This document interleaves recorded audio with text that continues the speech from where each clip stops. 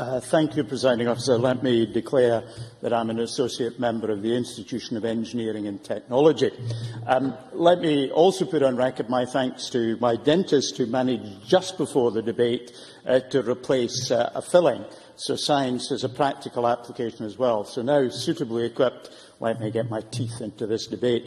Science, technology, engineering, mathematics, the STEM subjects are what underpins our economy, and in each of these, Scotland has a proud record, variously. For science, the discovery and development of penicillin, Alexander Fleming; technology, the digital analog signal processing chip that allowed Apple's iPod to be developed; Wolfson Electronics, one of our university spin-outs; engineering, the fax machine, the first electricity-generating wind turbine in Marykirk in 1887, and, already referred to, John Napier in mathematics, the inventor of the slide rule, as well as of the logarithms, a device that's still in use today in circular form on my watch.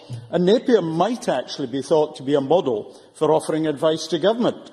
In his dedication to plane discovery to James VI in 1594, when Scotland was independent, he was a scientist working in independent Scotland very successfully, Napier counselled the King to reform the universal enormities of his country and first to begin at his own house, family and court. As a very respected mathematician, it's not clear whether his calls were heeded. So what we are doing today to create the ability to learn, innovate, deliver, and crucially for this debate, inform government in future. Because without a well-informed government, excellent outcomes become a matter of mere chance. Perhaps too often in the consultations that we as politicians conduct, we are looking for public opinion rather than searching for facts to inform. Because perhaps the collision of a convenient policy with an inconvenient fact is not something that too many ministers of any politics wish to contemplate very often. In my time as a minister, it was a climate change legislation that was fundamentally driven mostly by scientific fact. In relation to our 2020 target on reduction of greenhouse gases, scientific advice gave us two choices, because good scientific advice informs and guides, it does not command. And they offered a 34% reduction or a 42% reduction.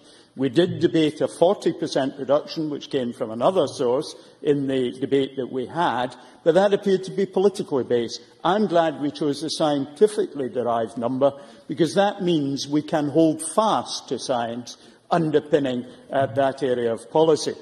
So I'm proud that we did choose that kind of paper. We have good examples of debates being informed by science. Fiona MacLeod referred to the alcohol debate. James VI again, 400 years ago, talked about attending post-mortem examinations of smokers and seeing the evil tar in their lungs. So the monarchs and the rulers in the past have actually looked to science to help to inform, to help to guide. There is a ladder of knowledge that we've got to try and promote to people around. One of the books on my shelf in my office here is about the psychology of mathematics, because mathematics is something people find difficult, and yet they're using it a lot. Anybody who gambles is thinking about the odds, is thinking about numbers. Anybody who fills in their tax form is dealing with numbers. And indeed, the mathematics teacher I had at school, wonderful Lancastrian called Doc Ingalls, used to do his tax form in the 6th year class. That was either to tell us how little he got paid for putting up with us, or to show us there was a practical application to maths. And in the first year, he took us round the school searching for infinity. Now, wasn't that the kind of inspiring teaching that we want to actually have? My time as Environment Minister touched with science on a number of occasions. One of the best ones, which was an engineering and science experiment in the northwest of Scotland, was where all the fish coming down a river were tagged. They were caught and tagged. As they went up and down thereafter, they were recorded as they went up and down. The seals in the bay were tagged.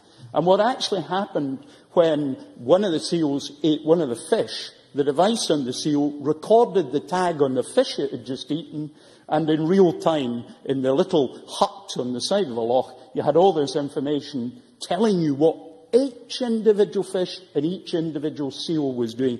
I was enthused, and it certainly helped me understand the way in which the science that I was using as a minister was really delivering something for us.